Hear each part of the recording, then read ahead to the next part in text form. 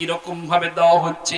ওই নারীটা দেখতেছে আযাবের ফেরেশতারা, জাহান্নামের ফেরেশতারা ওই নারীর বুকের স্তনের ভেতরে আগুনের বর্শি লাগায়া টান দিয়ে যখন উপরের দিকে রেখেছে, ওই নারীটা চিৎকার করে হাউমাউ করে কাঁদতেছে, আমাকে বাঁচাও বাঁচাও, কে আছো আমাকে বাঁচাও। কিন্তু তার চিৎকার কেউ শুনতেছে না। ফাতেমা বলতেছে, আব্বাজান, ওই নারীকে যে স্থানে জাহান্নামের বর্শি দিয়ে যে টান দিয়ে রাখা হয়েছে, ওই নারীর অপরাধটা কি ছিল আব্বাজান একটু আপনি বলেন। আল্লাহর পয়গম্বর বলতেছেন, মারে আমি জিব্রাইলের কাছ থেকে শুনলাম ওই নারীটা দুনিয়ার মধ্যে, ওই নারী দুনিয়ার মধ্যে পর্দার মধ্যে লিপ্ত ছিল না, বেপর্দা ভাবে সমাজে চলাফেরা করত, বুকের মধ্যে ওড়না কোনোদিন দেয় নাই, মাথার মধ্যে কাপড় নাই। ও মা, আজকে আমাদের মুসলমানদের সন্তান, কি যুবক কি যুবতী, কি বুড়া আর কি বুড়ি, আজকে মুসলমানের সন্তান, আজকে আমরা ইহুদি খ্রিস্টানদের কৃষ্টি কালচার আমরা নিয়েছি, আজকে মুসলমানের সন্তান হিন্দুদের কৃষ্টি কালচার আমরা নিয়েছি, আজকে মুসলমানের সন্তান, আজকে আমরা হিন্দুদের প্রথা আমরা নিয়েছি। দ্বিতীয় যখন দেখলেন এক নারীর জবা মুখ থেকে গোস্তগুলো খসখস করে টেনে টেনে এক শ্রেণীর পোকামাকড় গুলো খাচ্ছে, আর তার মুখের মধ্যে কঙ্কাল হয়ে আছে, আল্লাহর পয়গম্বর বললেন, মারে আমি যখন এই নারীর এই দৃশ্য দেখলাম, আমি জিব্রাইলকে জিজ্ঞেস করলাম, জিব্রাইল এর কারণটা কি? জিব্রাইল বলতেছে, পয়গম্বর, এই নারী দুনিয়ার মধ্যে আল্লাহ যে তাকে রূপ দিয়েছিল, যে সৌন্দর্য দিয়েছিল, যে সৌন্দর্য আল্লাহ দিয়েছিল, এই সৌন্দর্য সে ক্ষান্ত হন নাই, এই সৌন্দর্যকে আরো বাড়িয়ে দেওয়ার জন্য দুনিয়ার বিউটি পার্লারে গিয়ে সাজুগুজু করত আর পুরুষদেরকে দেখাতো। আজকে অধিকাংশ নারী আর পুরুষরা আমরা মুসলমান দাবি করি ঠিকই, কিন্তু ইহুদি খ্রিস্টানদের কৃষ্টি কালচার আমরা নিয়েছি। আপনাদের এলাকায় আছে কিনা আমি জানি না, দেখা যায় এখন বিবাহের শাদীর মধ্যে পুরুষের বরের পক্ষ থেকে 8 থেকে 9 জন যুবতী নারীদেরকে এক কালারের কাপড়, এক প্রকারের শাড়ি দিয়ে তাদেরকে সাজুগুজু করে আশকারা মাস্কারা আইলানা মাল দিয়া ভুরুপেন কত কি সাজুগুজু করে বরের পক্ষ থেকে মেয়ের বাড়িতে পাঠানো হয়, আর অটোর মধ্যে যখন বাদ্যযন্ত্র দেওয়া হয়, আর বরের বাড়ি থেকে যখন মেয়ের বাড়ি থেকে আবার কয়েকজন যুবতী আসে, আসে না না আসে? আপনাদের এলাকায় মনে হয় নাই? বক্স কি চলে আপনাদের এলাকায়? বিবাহ অনুষ্ঠানে বক্স কি চলে? আমাদের এলাকায় চলে, ডিজে বাজে, ডিজে। এটা না হলে নাকি যুবক পোলাদের বিয়ে শুদ্ধি হয় না, এটা হারাম হারাম হারাম। তুমি তোমার সন্তানকে, রূপবতী নারীকে, তোমার মেয়েকে তুমি সাজুগুজু করতেছো, করে তুমি ছেলের বাড়ির থেকে পাঠাইছো, ছেলের বাড়ির থেকে মেয়ের বাড়িতে আসছো। আমি ওই বাবাদের কাছে মেসেজ দিয়ে যাই, আজকের পর থেকে যদি আপনারা তওবা না করেন, ওই মেয়েও জাহান্নামী, আপনিও জাহান্নামী, বাবা মা উভয়ে আপনারা জাহান্নামী। নাউজুবিল্লাহ। বলেন একটা হিন্দি গান লাগা, বলে কি বলে না? একজন বাঙালি জিজ্ঞেস করতেছে, ভাই আপনি তো বাঙালি, হিন্দি গান কি আপনি বোঝেন? কয়, ভাই বুঝি বা না বুঝি শুনতে ভালো লাগে। কথা বলেন ঠিক কি না? বলে কি বলে না? এজন্য আমি আপনাকে বলতেছি, শুনলে কি ভালো লাগে না? মুঝে কুছ মেলে ইয়া না মেলে, মোহাম্মদ মেলে यानी ओशई जिससे अल्लाह मिले। আল্লাহ রাব্বুল আলামিন বলেন, বান্দারে আমি তোমাদেরকে কত সুন্দর করে বানাইছি, এজন্য বান্দা আমার আনুগত্যের জন্য আমি তোমাদের বানাইছি। এজন্য আল্লাহ রাব্বুল আলামিন সুন্দর করে বলেন, বান্দারে তোমাকে শুধু বানাই নাই, তোমাকে এমন একটা ধর্ম, এমন একটা ইসলাম আমি তোমাদের দিয়েছি। ও বান্দা শুনে রাখো, আল্লাহ রাব্বুল আলামিন এই জন্য কোরআনুল কারীমের মধ্যে সুন্দর করে আবার আল্লাহ রাব্বুল আলামিন বলেন, ইয়া আইয়ুহাল্লাযীনা আমানু দুখুলু ফিস-সিলমি কাফা ওয়ালা তাত্তাবিউ খুতুওয়াতিশ শাইতান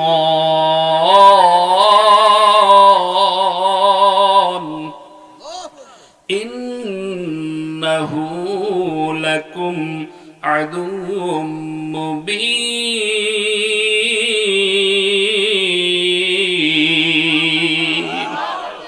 আল্লাহ রাব্বুল আলামিন কোরআনুল কারীমের মধ্যে পারা নাম্বার 2 পৃষ্ঠা নাম্বার 9 সূরা বাকারা 208 নং আয়াতের মধ্যে আমার আল্লাহ রাব্বুল আলামিন সুন্দর করে বান্দাদেরকে একটা মেসেজ দিয়েছেন। মেসেজ, এই মেসেজের মধ্যে আমার আল্লাহ রাব্বুল আলামিন সুন্দর করে বান্দাদেরকে বলেছেন, ইয়া আইয়ুহাল্লাযীনা আমানু।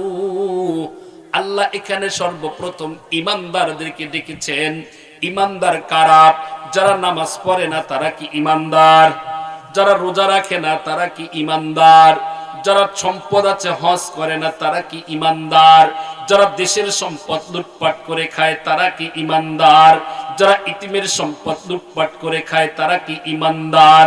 না না না, ঈমানদার তারা যারা আল্লাহকে রব বলে স্বীকার করেছে, যারা মালিকের রব, মালিককে রব বলে স্বীকার করেছে।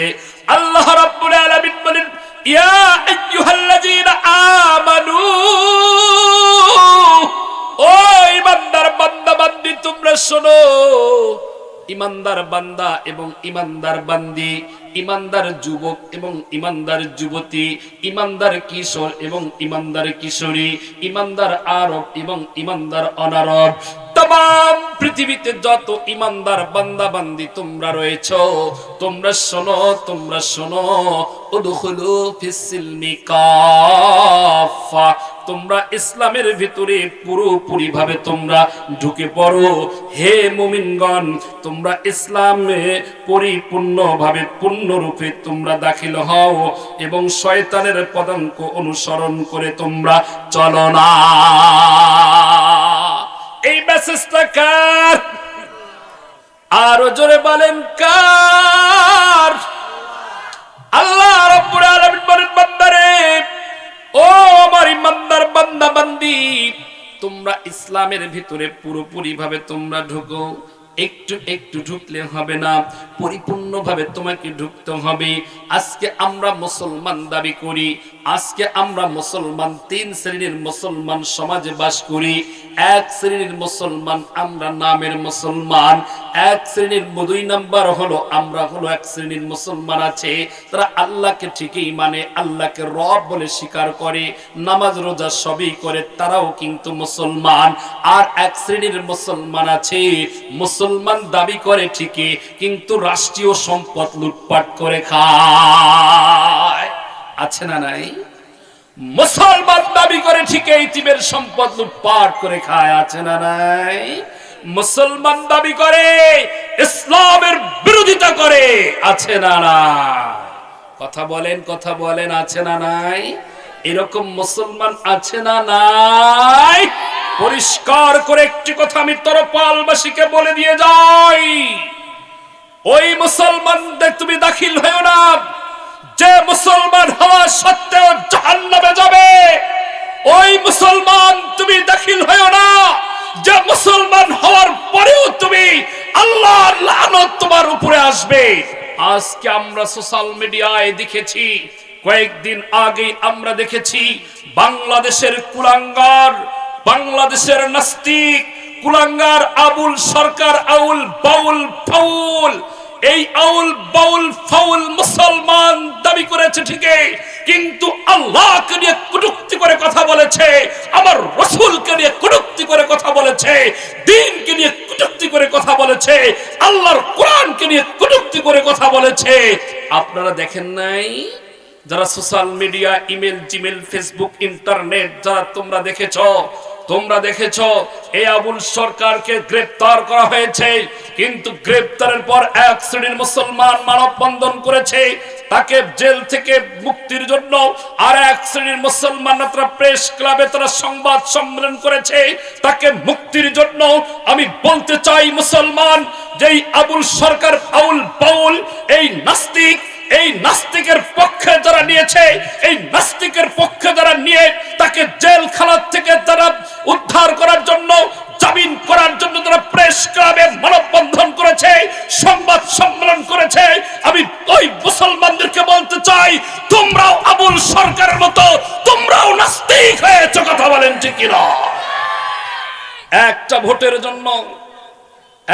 ভোটের জন্য আগামীতে ক্ষমতায় আসার জন্য তোমরা আল্লাহর পক্ষে না থেকে, আল্লাহর রাসূলের পক্ষে না থেকে, দ্বীনের পক্ষে না থেকে, তোমরা ইসলামের পক্ষে না থেকে একজন নাস্তিকদের পক্ষ নিয়েছো।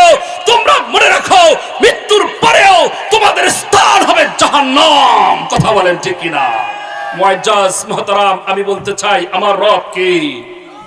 আমার রব কে? এই আবুল সরকার একটা আলোচনা করেছিল, আল্লাহ নাকি ব্যাককল। নাউজুবিল্লাহ বলেন। আল্লাহ নাকি মাথা খারাপ হয়ে গেছে। নাউজুবিল্লাহ বলেন। আর একটা শব্দ উচ্চারণ আমি করতে পারবো না, ঈমান চলে যাবে। উনি বলেছে আল্লাহর কোরআনকে নিয়ে সে কটূক্তি করেছে। সূরা নাস, উনি বলেছে সূরা নাস নাকি নাসানাসি করতে বলছে আল্লাহ। নাউজুবিল্লাহ।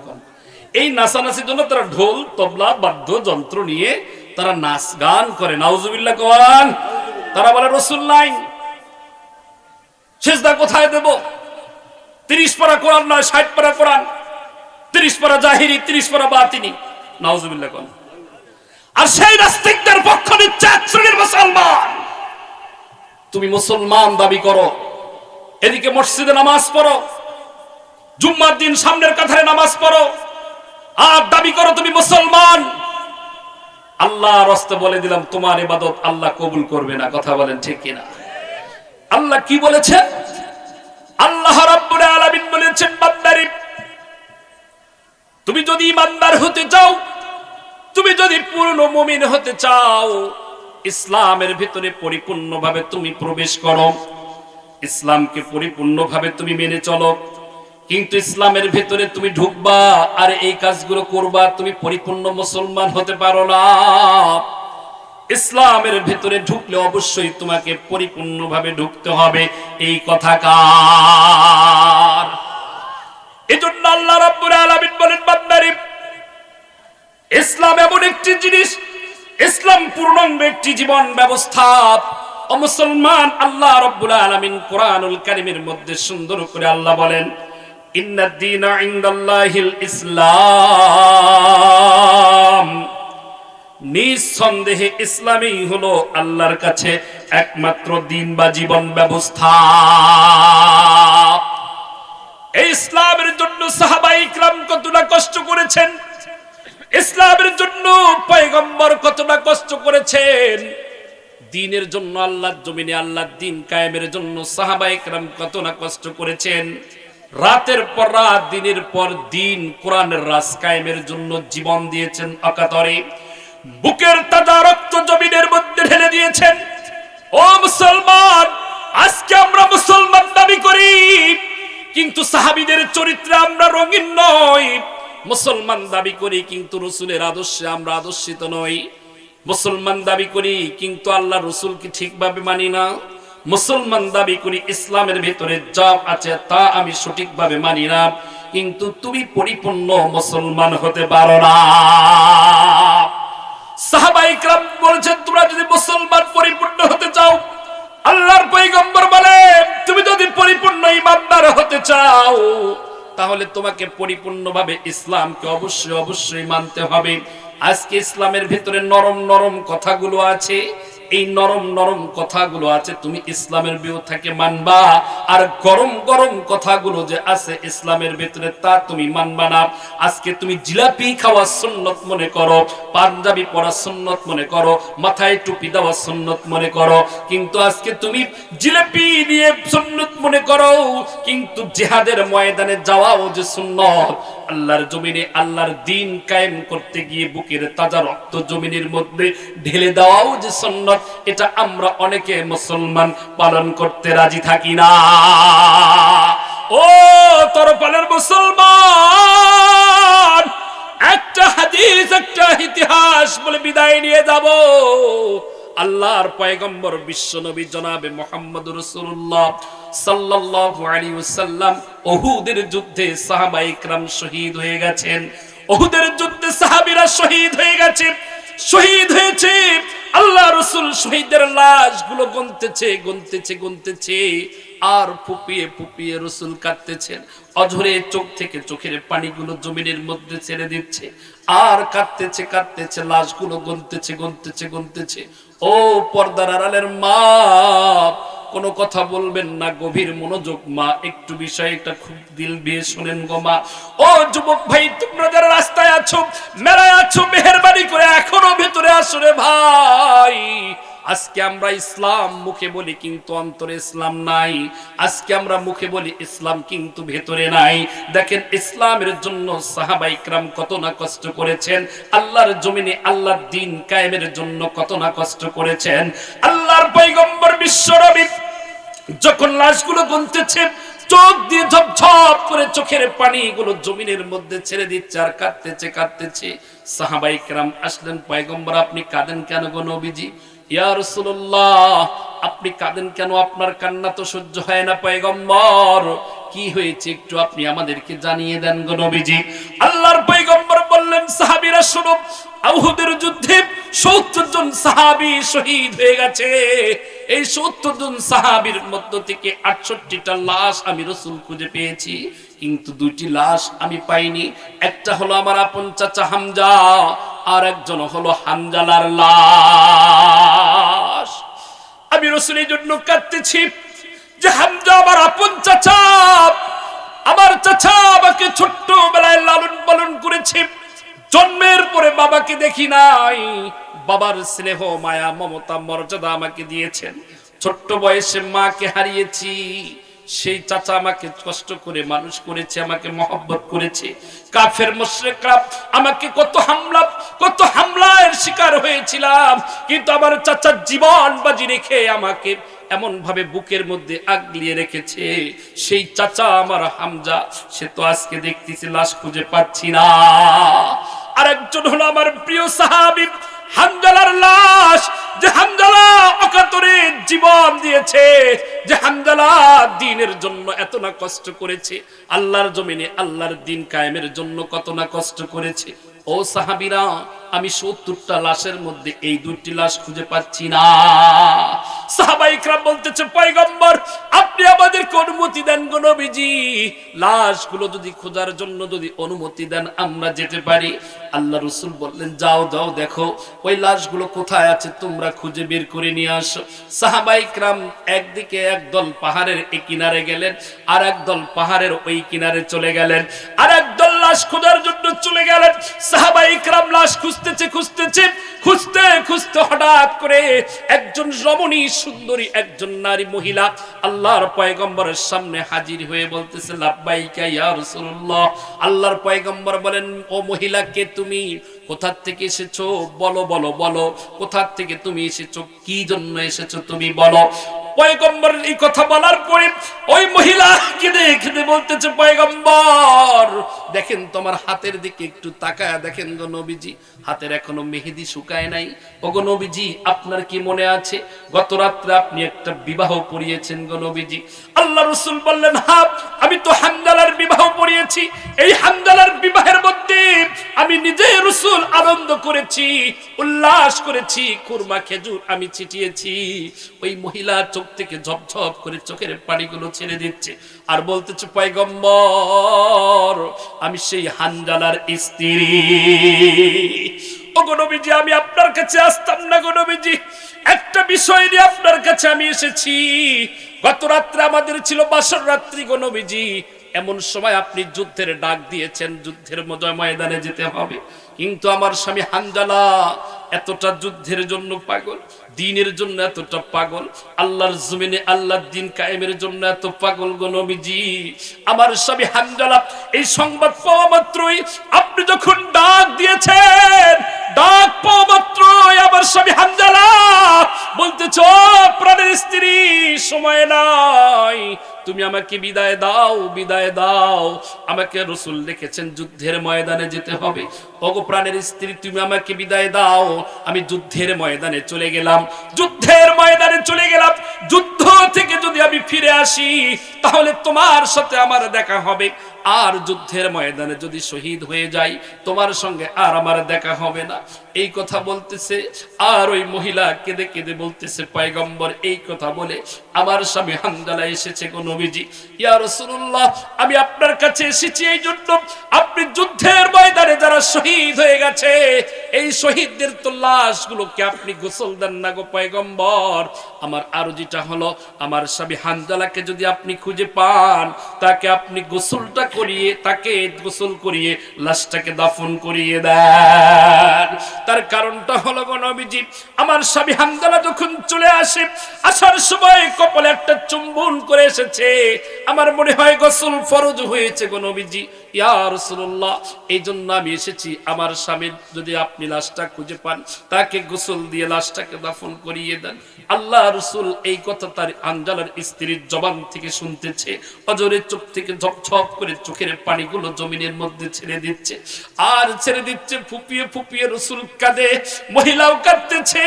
হঠাৎ করে সাহাবাইকরা বলতেছে, ওগো পয়গম্বর, হানজালার লাশকে আমরা খুঁজে পেয়েছি। আল্লাহু আকবার বলেন, আর জোরে বলেন আল্লাহু আকবার। ওগো নবীজি, হানজালার লাশকে আমরা খুঁজে পেয়েছি গো নবীজি। এমন ভাবে পেয়েছি, কোন সাহাবীর লাশকে আমরা এমন ভাবে খুঁজে পাই নাই। ওগো নবীজি, হানজালাকে আমরা পেয়েছি। হানজালাকে যখন সামনে আনলেন, আল্লাহ রাসূলের সামনে যখন নিয়ে আসলেন, আর আল্লাহ রাসূল লাশের সামনে আসলেন, আসার সময় দেখে হানজালার মাথার দিকে যখন হাতটা দেখলেন, বলালেন, হাত দর দেখে হানজালার মাথা থেকে টপ টপ করে পানি জমিনের মধ্যে পড়ে যাচ্ছে। ওহির মাধ্যমে ফেরেশতারা পয়গম্বরকে জানিয়ে দিলেন, বলতেছে, পয়গম্বর, হানজালার লাশের গোসলের কোনো প্রয়োজন নাই গো নবীজি। হানজালার এই কুরবানিকে আল্লাহ এত পছন্দ করেছেন, হানজালার এই কুরবানিকে আল্লাহ এত পছন্দ করেছেন, ওগো নবীজি, হানজালার লাশের গোসলের কোনো প্রয়োজন নাই। আল্লাহ পাক রব্বুল আলামিন বড় বড় ফেরেশতা কুলদের মধ্য থেকে ফেরেশতাদেরকে হুকুম করেছে। আল্লাহ বলছে, ও ফেরেশতা ঈমানদার নয়, তারা পরিপূর্ণ মুসলমান। পরিপূর্ণ মুসলমান না হয়ে তোমরা কবরে আসিও না। তার কারণ কবর বড় ডেয়ারিং পথ, এই কবর বড় কঠিন, এই কবর বড় কঠিন। এই কবরে যখন কোনো বান্দা যায় আর কখনো সে ফিরে আসে না। এই কবরে যাওয়ার সঙ্গে সঙ্গে তার চারটা কাজ হয়ে যাবে, চারটা শুরু হয়ে যাবে, চারটা জিনিস তার জন্য আসবে, চারটা বিষয়ে তাকে কিন্তু অবশ্যই অবগত করতে হবে। এই কবরে যখন প্রথম যাবে, প্রথম কবর জগৎ, এই প্রথম কবর জগতের পরে হাসর, হাসরের পরে তোমার হবে মিজান, মিজানের পরে হবে তোমার ফুলসিরাত। কিন্তু বান্দা সেই দিন ভয়াবহ দিন হবে, এই চারটা বিষয়ে তোমাকে সেই দিন পরীক্ষা দিতে হবে। দেখবেন আমাদের অঞ্চলে যে স্টুডেন্টগুলো পরীক্ষা দেয়, যে ছাত্ররা ভালো রেজাল্ট করে তাকে কিন্তু স্কুল থেকে, মাদ্রাসা থেকে সংবর্ধনা দেওয়া হয়, পুরস্কার দেওয়া হয়, আর ওই ছাত্র কিন্তু খুশিতে আত্মহারা হয়ে যায়। ঠিক বান্দা মৃত্যুর পরে, এই মৃত্যুর পরে বান্দার যখন কবরের জগৎ যখন আসবে, হাসরের জগৎ যখন আসবে, ফুলসিরাতের জগৎ যখন আসবে, মিজানের পাল্লা যখন আসবে, এই মিজানের পাল্লা তোমার হাতে যখন, ডান হাতে যখন আমলনামা আসবে তুমি হবে জান্নাতি, আর যখন বাম হাতে আমলনামা আসবে তুমি হবে জাহান্নামী। এজন্য আল্লাহ বলে, ওয়ালা তামুতুন্না ইল্লা ওয়া আনতুম মুসলিমুন। তোমরা পরিপূর্ণ মুসলমান না হয়ে তোমরা কবরে আসিও না, পরিপূর্ণ মুসলমান না হয়ে তোমরা মৃত্যুবরণ করিও না। মুসলমান ভাইয়ের আবার পরিপূর্ণ মুসলমান কারা? পরিপূর্ণ মুসলমান কাকে বলা হয়? পরিপূর্ণ মুসলমান তাকে বলা হয়, একটা বিষয় বললে আপনারা বুঝতে পারবেন মুসলমান কাকে বলে। মুসলমান তাকে বলা হয় যে 5 ওয়াক্ত নামাজ মসজিদে আদায় করে। মুসলমান কাকে বলে? মুসলমান তাকে বলা হয় যে রমজান মাসে 30টা রোজা রাখে। মুসলমান কাকে বলে? মুসলমান তাকে বলা হয় যে রমজানে তারাবির নামাজ আদায় করে। মুসলমান কাকে বলে? মুসলমান তাকে বলা হয় যে শবে বরাত পালন করে। মুসলমান কাকে বলে? মুসলমান তাকে বলা হয় যে মদিনা মনোয়ারায় গিয়ে নবীজির কবর জিয়ারতে লিপ্ত হয়ে যায়। মুসলমান কাকে বলে? মুসলমান তাকে বলা হয় যে মক্কায় গিয়ে খালায়ে কাবার গিলাফ ধরে তার বুকের সাথে বুক মিলায়া মালিকের কাছে ডাকে, ওগো মালিক, তোমার এই গোলাম হাজির, তোমার এই গোলাম হাজির, তোমার এই গোলাম হাজির। মুসলমান কাকে বলে? মুসলমান তাকে বলা হয় যে সকাল সন্ধ্যা আল্লাহর কোরআন তেলাওয়াত করে। মুসলমান কাকে বলে? মুসলমান তাকে বলা হয় যে তার বৃদ্ধ মা বাবার খিদমত করে। মুসলমান কাকে বলে? মুসলমান তাকে বলা হয় যে তার ভাইয়ের সম্পদ সঠিকভাবে বন্টন করে দেয়। মুসলমান কাকে বলে? মুসলমান তাকে বলা হয় যে ভাই তার বোনের সম্পদ সঠিকভাবে সমাজের মধ্যে বন্টন করে দেয়। মুসলমান কাকে বলে? মুসলমান তাকে বলা হয় যে রাষ্ট্রীয় সম্পদ সঠিকভাবে সমাজের মধ্যে বন্টন করে দেয়। মুসলমান কাকে বলে? মুসলমান তাকে বলা হয় যে নেতা, এলাকার মধ্যে জনগণ তাকে ভোট দিয়ে তাকে নেতা বানিয়ে ওমরের মতো শাসন যখন সমাজের মধ্যে চালু করে দেয়। মুসলমান কাকে বলে? যে হযরতে ওমর অর্ধ পৃথিবীর বাদশা, যে ওমর গরিব মানুষ, অসহায় মানুষদের মাঝে মাঝে গভীর রাতে, গভীর রজনীতে উঠে হযরতে ওমর আটার বস্তা পিঠে নিয়ে যে সমাজের মধ্যে যারা অনাহারে দিন কাটাচ্ছে তাদের মধ্যে যাদের খাবার পৌঁছিয়ে দেয়। ওমরের শাসন, ওমরের জিন্দেগি, ওমরের চরিত্র যে নেতাদের ভেতরে আছে ওই নেতাদেরকে পরিপূর্ণ মুসলমান বলা হয়। কিন্তু অধিকাংশ সমাজে আজকে দেখা যায় কিন্তু ওমরের নাম শুনেছি, ওমরের মতো নেতৃত্ব আমি পেয়েছি, কিন্তু ওমরের জিন্দেগি নেতাদের ভেতরে না। কথা বলেন ঠিক কিনা বলেন? আমি কি ভুল বলেছি ভাই? ভুল বলেছি? এখন বর্তমান আমরা যারা ভোটার আছি আমরাও খারাপ, নেতারাও খারাপ। কেমন করে? ইলেকশন আসলে একটা নেতার পিছনে নির্বাচনে 20 লাখ 30 লাখ টাকা খরচ হয়, হয় কি হয় না? কিন্তু দেখা যায় আমরা জনগণ তখন ভোটারগুলো যদি ভোটার আগে থাকে পায়ের নিচে, জমিনের নিচে, ভোটাররা পা তখন আসমানে করে। শুধু নেতাদের দোষ নয়, আমাদেরও দোষ আছে। আমরা কি করি? একটা ভোটকে বিক্রয় করে দেই, 500-1000 টাকা বিক্রয় করি। আর যখন কাবিখা টিয়ার যত অনুদান আসে দেখা যায় যে বয়স্ক ভাতা, এই যে বিধবা ভাতা, বর্তমানে 4000, 5000, 8000 টাকা পর্যন্ত মাটি কাটার নামেরও টাকাও আমরা নেতারা খাই কি খাই না? কেন খাই? আমাদের জনগণের দোষ। আমরা জনগণ কি করি? ভোটের সময় বিড়ি তখন খাই না, তখন সিগারেট খাই। আছে না নাই? কয় ভাই আমাকে ভোটটা দিয়ে নেই, একটা বিড়ি খান। কয় ভাই আমি বিড়ি খাই না। কি খান? সিগারেট খান। এই যে সিগারেট আপনার কিনে দিল, এই যে আমরা খালি নেতাদের দোষারোপ করি, কিন্তু আমরা যারা ভোটার আছি আমরাও তো ভালো না। এজন্য আমি বলতে চাই মুসলমান তাকে বলা হয় যে রাষ্ট্রীয় সম্পদ সঠিকভাবে সমাজের মধ্যে বন্টন করে দেয়। মুসলমান তাকে বলা হয় যে ইতিমের সম্পদ সঠিকভাবে বন্টন করে দেয়। আজকে আমরা অধিকাংশ মুসলমান দাবি করি কিন্তু এই বিষয়গুলো আমরা মানি না, এই বিষয়গুলো আমরা মেনে চলি না। নামাজের ধারধারি না, উজু গোসল কিভাবে করতে হয় আমরা মুসলমান দাবি করি, কিন্তু উজু গোসলটা কিভাবে করতে হয় এটাও আমরা অনেকে জানি না। আজকে মুসলমান দাবি করি কিন্তু কিভাবে স্বামী স্ত্রী যে মিলামেশা আছে, মিলন আছে, একটা দোয়া আছে, এই দোয়াটাও আমরা অনেকে জানি না। মুসলমান দাবি করি কিন্তু মা বাবাকে মানি না, খেদমত করি না। মুসলমান দাবি করি কিন্তু রাষ্ট্রীয় সম্পদ লুটপাট করে খাই। তুমি পরিপূর্ণ মুসলমান হতে পারবা না। পরিপূর্ণ মুসলমান হতে গেলে তোমাকে অবশ্যই এই বিষয়গুলো তোমাকে অবশ্যই মানতে হবে। ও তরফালের মুসলমান, তুমি যদি পরিপূর্ণ মুসলমান হও আল্লাহর ইবাদত করতে হবে, আল্লাহকে রব বলে স্বীকার করতে হবে। মুসলমান দাবি করি আমরা, শুধু জুমার নামাজ পড়ি, আর জুমার নামাজের পরে ইমাম আর মুয়াজ্জিন ছাড়া মসজিদে দুই একজন মুরব্বি ছাড়া এলাকার মসজিদগুলোতে মুসল্লি খুঁজে পাওয়া যায় না। কথা বলেন, এই যে মসজিদ আমরা বানাইলাম, আমরা জুম্মা ছাড়া আর কোন ইবাদত করি না। আরে তুমি মুসলমান দাবি করলাম, কিন্তু তুমি তোমার পিতার হক আদায় করলা না। মুসলমান দাবি করলা যে মা তোমারে 10 মাস 10 দিন পেটে ধারণ করেছে, কিন্তু তাকে তুমি খেদমত করলা না। ও যুবক, তুমি শোনো, মুসলমান দাবি করো ঠিকই, কিন্তু তুমি মা তোমার মালিকরে চিনলা না।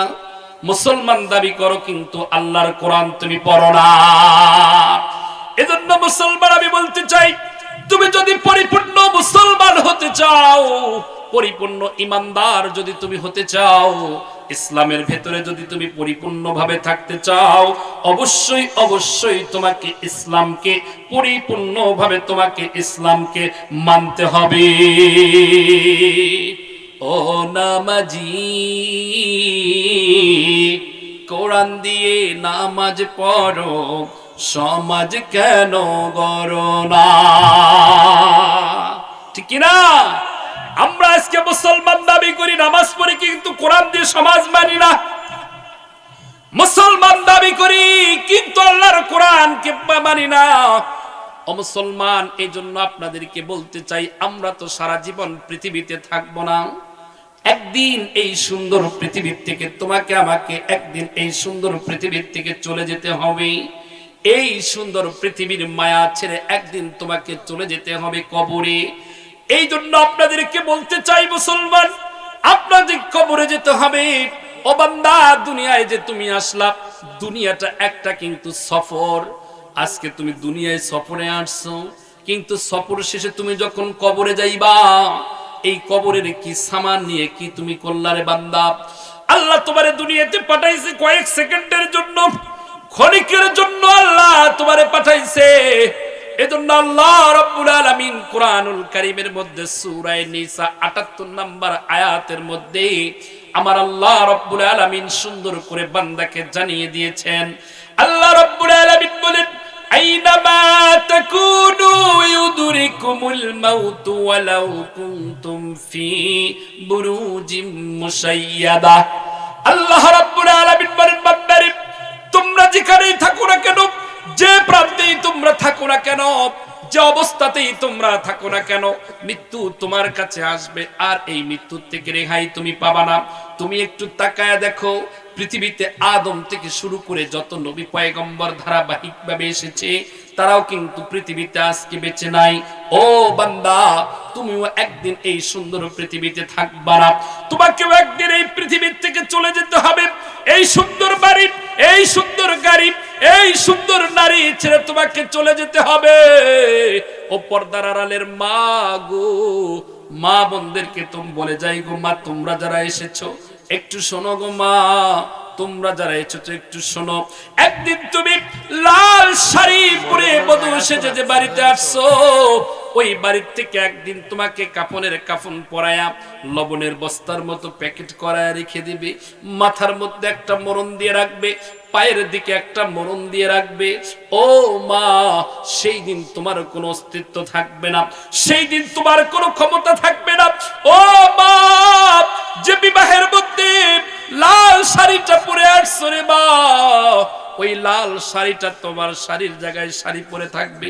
যে বাবার বাড়ির থেকে তুমি স্বর্ণের জিনিসগুলো পেয়েছো, স্বামীর বাড়ির থেকে যে স্বর্ণের জিনিসগুলো পেয়েছো, এই স্বর্ণগুলো তোমার সঙ্গে যাবে না, সঙ্গে তোমার কিচ্ছু যাবে না রে মা।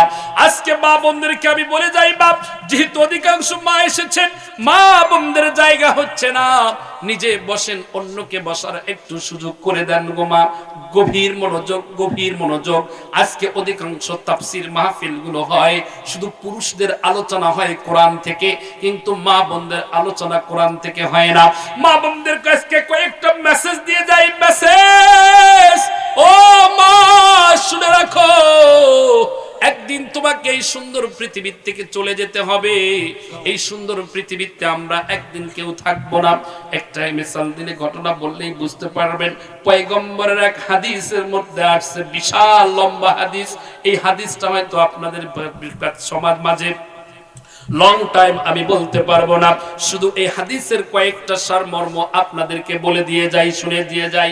ও পর্দার আড়ালের মা গো, শুনে রাখো মা, আল্লাহর পয়গম্বর বিশ্ব নবীর কলিজার টুকরা ফাতেমা রাদিয়াল্লাহু তাআলা আনহা একদিন তার প্রিয় হাজবেন্ড এবং স্বামীকে বলতেছে, আলী রাদিয়াল্লাহু তাআলা আনহুকে বলতেছে, ও প্রাণের স্বামী, ও প্রাণের স্বামী, চলো চলো যাই, একটা কথা আপনাকে বলে দিয়ে যাই। মা বোন আপনারা একটু চেপে চেপে বসেন, এখনই আপনাদেরকে একটা মজার, একটা চমৎকার একটা ঘটনা শুনে দিয়ে যাবো গো মা। আপনাদের বারবার মেসেজ আসতেছে, আপনারা একটু চেপে চেপে বসেন, জায়গা হচ্ছে না। মা বোনদের বলে যাই, মা গো শুনো, আল্লাহর পয়গম্বর বিশ্ব নবীর কলিজার টুকরা ফাতেমা রাদিয়াল্লাহু একদিন তার প্রিয় স্বামী আলী রাদিয়াল্লাহু তাআলা আনহুকে বলতেছে, প্রাণের স্বামী, আপনাকে একটা কথা বলবো, যদি আপনি শুনেন আমি একটু খুব খুশি হতাম। আলী রাদিয়াল্লাহু তাআলা আনহু বলতেছে, কি কথা, বলো বলো বলো। ফাতেমা রাদিয়াল্লাহু তাআলা আনহা বলতেছে, প্রাণের স্বামী, অনেক দিন থেকে তো আব্বাজানকে দেখতে যাই না, চলো না একটু আব্বাজানকে দেখে আসি, বিশ্ব নবীকে একটু দেখে আসি। আলী রাদিয়াল্লাহু তাআলা আনহু রাজি হয়ে গেলেন। দুজন স্বামী স্ত্রী যখন পথ চলা শুরু করে দিলেন, পথ চলতেছে চলতেছে, হঠাৎ করে পয়গম্বরের বাড়ির সামনে যখন ফাতেমা রাদিয়াল্লাহু তাআলা আনহা এবং আলী রাদিয়াল্লাহু তাআলা আনহু দুজন স্বামী স্ত্রী প্রবেশ করলেন, ফাতেমা রাদিয়াল্লাহু তাআলা আনহা বলতেছে, প্রাণের স্বামী, আপনি একটু বাহিরে ওয়েট করেন, আমি একটু ভিতরে দেখে আসি আমার আব্বা কি অবস্থায় আছে, কি পরিবেশে আছে, পরিবেশটা ঠিক করে আপনাকে আমি ডাকতেছি গো স্বামী। ফাতেমা রাদিয়াল্লাহু তাআলা আনহা এই কথা বলার পরে বিশ্ব নবীর ঘরে যখন প্রবেশ করলেন, আল্লাহ, দেখতে পেলেন ফাতেমা তার আব্বাজান বিশ্ব নবী অঝরে দু চোখ থেকে ঝপঝপ করে চোখের পানিগুলো ছেড়ে দিচ্ছে আর কাঁদতেছে কাঁদতেছে, ফুপিয়ে ফুপিয়ে কাঁদতেছে কাঁদতেছে। ফাতেমা রাদিয়াল্লাহু তাআলা আনহা একটা হাত বিশ্ব নবীর পিঠে রাখলেন আর একটা হাত যখন মাথার উপরে দিলেন, বিশ্ব নবী তাকায় দেখলেন তার কলিজার টুকরা ফাতেমা আসছে। ফাতেমাকে দেখে আরো অঝরে কাঁদতেছে কাঁদতেছে। ফাতেমা বলতেছে, আব্বাজান, আপনি কাঁদেন কেন গো আব্বাজান, আপনি কাঁদেন কেন? আপনার বাবার কথা মনে পড়েছে নাকি? আপনি কাঁদেন নাকি? যে বাবাকে জন্মের পরে আপনি দেখেন নাই, মায়ের কথা মনে পড়েছে, আপনি কাঁদেন নাকি? যে মাকে আপনি ছোট্ট বয়সে হারিয়েছেন, না আমার মায়ের কথা মনে পড়েছে, আপনি কাঁদেন নাকি? যে মাকে আপনিও হারিয়েছেন। আব্বাজান বলেন বলেন, আপনি কাঁদেন কেন? বিশ্বনবী আবার চুপ চুপ করে কাঁদতেছে, আবার কাঁদতে কাঁদতে হয়েছে, ও মা শোনো রে মা, আমি আমার বাবার জন্য কাঁদি না, মায়ের জন্য কাঁদি না, আমি আমার আহাল পরিবারের জন্য কাঁদি না রে মা, আমি কাঁদতেছি এই জন্য। আল্লাহ রাব্বুল আলামিন যখন আমাকে আমন্ত্রণ করলেন, দাওয়াত দিলেন, দাওয়াত দিয়ে যখন আল্লাহ রাব্বুল আলামিন আমাকে আরশে আজিম যখন আমাকে ভ্রমণ করালেন, আরশে আজিম যখন আমি দেখলাম, 7 আসমান ভ্রমণ করলাম, 7 জান্নাত ভ্রমণ করলাম, মারে এই ভ্রমণ করার পরে আল্লাহ রাব্বুল আলামিন আমাকে 2টা প্রজেক্ট দেখিয়েছেন। প্রজেক্ট, এই 2টা প্রজেক্টের মধ্যে 1 নাম্বার প্রজেক্টটা হলো আল্লাহর জান্নাত আর 2 নাম্বার প্রজেক্টটা হলো জাহান্নাম। মারে আমি যখন জাহান্নামের মধ্যে তাকায় দেখলাম, জাহান্নাম এত গভীর, জাহান্নামের এত দূরত্ব। ও তরফলের মুসলমান, জাহান্নামের গভীরতা কি রকম সেটা কি আপনারা জানেন?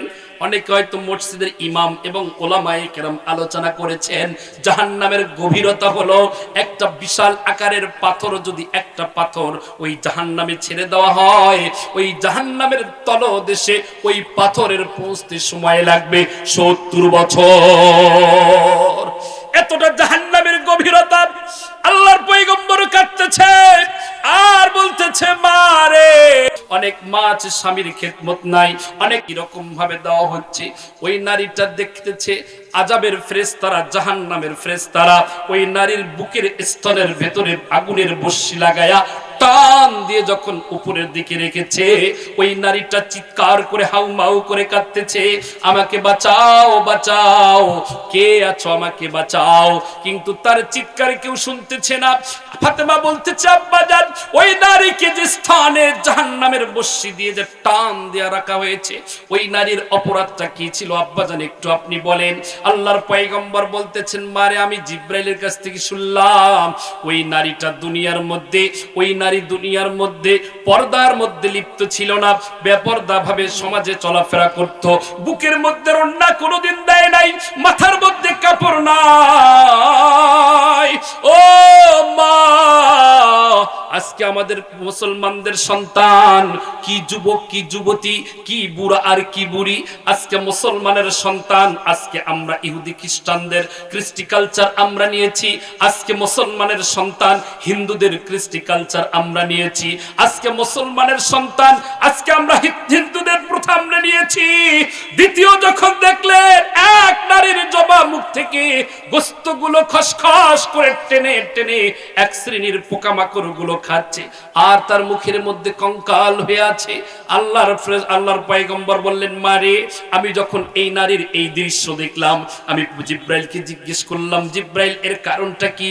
জিব্রাইল বলতেছে, পয়গম্বর, এই নারী দুনিয়ার মধ্যে আল্লাহ যে তাকে রূপ দিয়েছিল, যে সৌন্দর্য দিয়েছিল, যে সৌন্দর্য আল্লাহ দিয়েছিল, এই সৌন্দর্য সে ক্ষান্ত হন নাই, এই সৌন্দর্যকে আরো বাড়িয়ে দেওয়ার জন্য দুনিয়ার বিউটি পার্লারে গিয়ে সাজুগুজু করত আর পুরুষদেরকে দেখাতো। আজকে অধিকাংশ নারী আর পুরুষরা আমরা মুসলমান দাবি করি ঠিকই, কিন্তু ইহুদি খ্রিস্টানদের কৃষ্টি কালচার আমরা নিয়েছি। আপনাদের এলাকায় আছে কিনা আমি জানি না, দেখা যায় এখন বিবাহের শাদীর মধ্যে পুরুষের বরের পক্ষ থেকে 8 থেকে 9 জন যুবতী নারীদেরকে এক কালারের কাপড়, এক প্রকারের শাড়ি দিয়ে তাদেরকে সাজুগুজু করে আস্কারা মাস্কারা আইলানা মাল দিয়া ভুরুপেন কত কি সাজুগুজু করে বরের পক্ষ থেকে মেয়ের বাড়িতে পাঠানো হয়, আর অটোর মধ্যে যখন বাদ্যযন্ত্র দেওয়া হয়, আর বরের বাড়ি থেকে যখন মেয়ের বাড়ি থেকে আবার কয়েকজন যুবতী আসে, আসে না না আসে? আপনাদের এলাকায় মনে হয় নাই? বক্স কি চলে আপনাদের এলাকায়? বিবাহ অনুষ্ঠানে বক্স কি চলে? আমাদের এলাকায় চলে, ডিজে বাজে, ডিজে। এটা না হলে নাকি যুবক পোলাদের বিয়ে শুদ্ধি হয় না। এটা হারাম, হারাম, হারাম। তুমি তোমার সন্তানকে, রূপবতী নারীকে, তোমার মেয়েকে তুমি সাজুগুজু করতেছ, করে তুমি ছেলের বাড়ির থেকে পাঠাইছো, ছেলের বাড়ির থেকে মেয়ের বাড়িতে আসছো। আমি ওই বাবাদের কাছে মেসেজ দিয়ে যাই, আজকের পর থেকে যদি আপনারা তওবা না করেন, ওই মেয়েও জাহান্নামী, আপনিও জাহান্নামী, বাবা মা উভয়ে আপনারা জাহান্নামী। নাউজুবিল্লাহ বলেন। আজকে ইহুদি খ্রিস্টানদের কৃষ্টি কালচার আজকে আমরা মুসলমান নিচ্ছি, কথা বলেন ঠিক কিনা? আজকে মুসলমান দাবি করি, কিন্তু আমাদের ভেতরে পর্দা নাই, পুশিদা নাই। আমাদের ভেতরে এখন বর্তমান বিশেষ করে একটাই লজ্জাকার বিষয়, বর্তমান গাইবান্ধা জেলার যে অবস্থা, খালি কট। কথা বলেন, কট বোঝেন? স্বামী বিদেশে থাকে, স্ত্রীর এদিকে পরক্রিয়া, আছে না নাই? স্বামী ঢাকায় চাকরি করে, এদিকে স্ত্রী পরক্রিয়া, আছে না নাই? আমাদের গাইবান্ধা এখন বেশি। অন্য অন্য জায়গায় যখন যায়, কয় হুজুর আপনার গাইবান্ধার হয়েছেটা কি বলেন তো?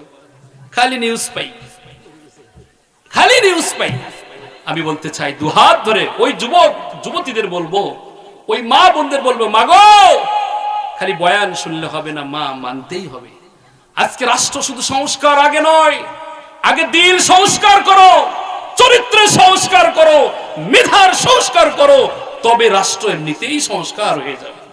হবে কি হবে না? এজন্য মুসলমান আমি বলতে চাই, এজন্য বলতে চাই, আমাদের পরিচয়, সবার পরিচয় আমরা মুসলমান। কথা বলেন ঠিক কিনা? এখনো সুযোগ আছে, এখনো সময় আছে। আল্লাহর কোরআনের দিকে একটু ধাবিত হও, আল্লাহর কোরআন পড়ো, নামাজ পড়ো, রোজা রাখো। এখন তো আর কোনো বাধা নাই, আছে? আমাদের পরিচয় আমরা হলাম মুসলমান। কথা বলেন ঠিক কিনা?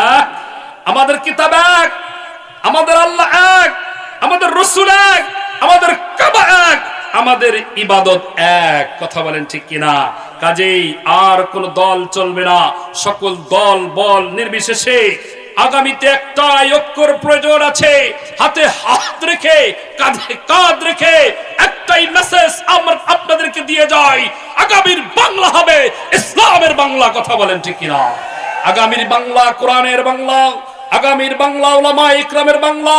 যখন সমাজে কোরআনের রস কায়েম হবে, সেই সমাজে কোনো চুরি, সেই সমাজে কোনো চাঁদাবাজি, সেই সমাজে কোনো অন্যায় অবিচার অত্যাচার জুলুম নির্যাতন কোনো মেয়ে বেহিয়া ভাবে সমাজে ঘুরতে পারবে না।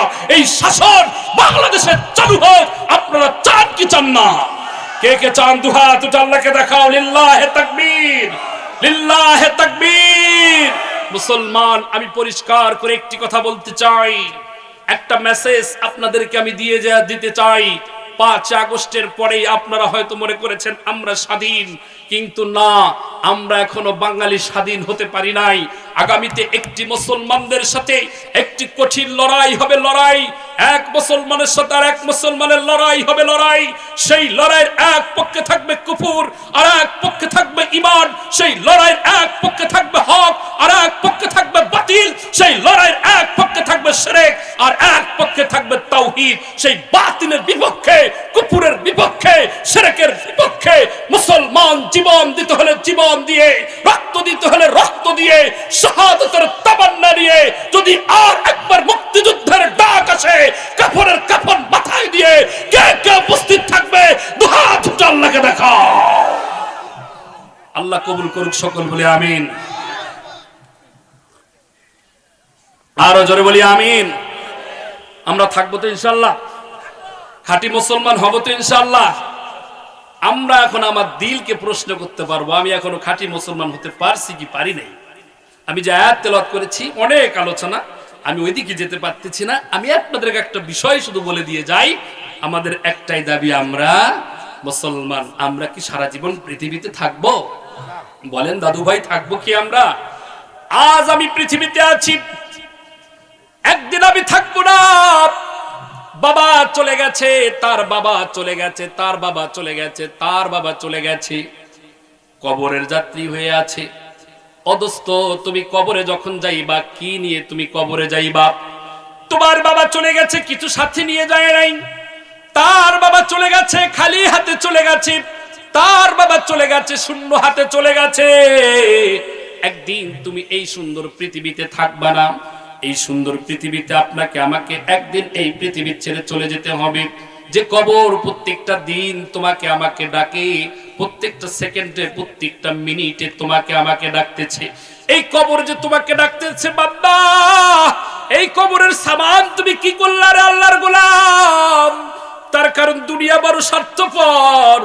আজকে তুমি বান্দার রুহের খোরাক দিলা না, কিন্তু নফসের খোরাক তুমি দিলা। নফস তোমারে যা বলে তুমি তাই করলা, কিন্তু নফসের খোরাক তুমি দিলা রে দিলা না রে বান্দা। এজন্য তুমি নফসের খোরাক দিলা, রুহের খোরাক দিলা না। এজন্য বলতে চাই, ও আল্লাহর বান্দা, পৃথিবীতে আমরা কেউ কখনো কোনোদিন থাকবো না। ওই কবরে চলে যাব। ওই কবরে তোমার জন্য কি অবস্থা হয়ে যাবে, এই কবরে একদিন তোমাকে আমাকে যাইতে হবে। এই কবরের সামানের জন্য আজকে যে আপনার তরফালবাসী, এই যে তরফাল আলহাজ নসিবুল্লাহ দারুস সালাম হাফিজিয়া মাদ্রাসা, আজকে হাফেজ ছাত্রদের পাগড়ি প্রদান করা হবে। এই হাফেজ কোরআন একটা একটা করে লাওহে মাহফুজ, সুবহানাল্লাহ বলেন। এই হাফেজে কোরআন একটা করে লাওহে মাহফুজ। আপনারা জানেন ধারাবাহিকভাবে এই মাদ্রাসার প্রোগ্রাম হয়, এবং আপনারা এই এলাকাবাসী এই মাদ্রাসাকে আমার জানা মতে যথেষ্ট পরিমাণ আপনারা সার্বিক সহযোগিতা করেন। এজন্য আমি বলতে চাই, যার বাবা নাই বাবার জন্য, যার মা নাই মায়ের জন্য, যে বাবা তুমি সন্তান এসেছো, বাবার কবর পার হয়ে আসছো, মায়ের কবর পার হয়ে আসছো, ওই মা বাবা কবর থেকে ডেকে বলে, বান্দারে, ও আমার সন্তান, যাও যাও, ওই তরফালে তোমরা চলে যাও, মাদ্রাসার মাহফিলে তোমরা চলে যাও। ওই যে দেখো কোরআনের মাহফিল হচ্ছে, ওখানে যা পারো তোমরা একটু আমাদের জন্য দোয়া করে নিবা। আইকে বরমান মিরু মিজা মানতাসা বরসেরে মানসুরায়ে আলহামদু বেখা, একটু যদি সূরা ফাতিহা পড়ে দোয়া করো, এই দোয়া কবুল হতে পারে। এজন্য বলতে চাই, ও মুসলমান, একদিন এই সুন্দর পৃথিবী চলে যাব, একদিন তোমার যখন ডাক আসবে, তোমার মৃত্যুর পরে মসজিদে যখন এলান হয়ে যাবে, মসজিদের এলানের পরে খাটলিটা যখন তোমার বাসায় নিয়ে যাবে, একজন মুয়াজ্জিন এলান দিবে। এলান যখন দিবে, এই এলানের মধ্যে বলবে, একই দিন তোমারই নাম মসজিদে হবে এলান। তৈরি থেকো, তৈরি রেখো কবরেরই সামান, একদিন তোমারই নাম মসজিদে হবে এলান। আমার নামটা এলান হবে না এরকম কি আছে? সবার নামটা কিন্তু এলান হয়ে যাবে। কখন, কোন সময়, কোন মুহূর্তে কেউ বলতে পারবো না। আজকে শীতের রাত্রে কত পোশাক গায়ে দিয়ে আছো, এখন এই যদি মৃত্যু হয়ে যায়, তোমার ওই দামি খাটটা পরে থাকবে। তোমাকে খাট থেকে নামায়া মসজিদের এখন খাটলি বানানো হয়েছে এসএস পাইপ দিয়ে, তোমাকে সারাটা রাত শোয়া রাখবে। আহারে সন্তান শুধু কাঁদবে, স্ত্রী শুধু কাঁদবে, কেউ তোমার জন্য বাঁশ কাটবে, কেউ তোমারে গোসল করাবে, কেউ তোমারে কাপড় কাপড়ায়া দিবে। অমুক দিন সকাল 9টায় পরের দিন জানাজা হবে, সন্তান ঢাকার থেকে আসতে সময় লাগবে, তোমার লাশটা সারা রাত পরে থাকবে, তোমার দেহটা পরে থাকবে। কবরে যখন যাইবা, একদিন নয়, 9 দিন পরে তোমার মাথার চুলগুলো পড়ে যাবে, 20 দিন পরে তোমার গায়ের থেকে গোস্তগুলো খসে খসে যাবে। আহারে তুমি যে শরীরে কত যত্ন নিলা, ওই মা বলে যাই, মা গো এই শরীরে কত কসমেটিক পাগলারে মা, এই শরীরে একদম পোকায় খেয়ে ফেলবে।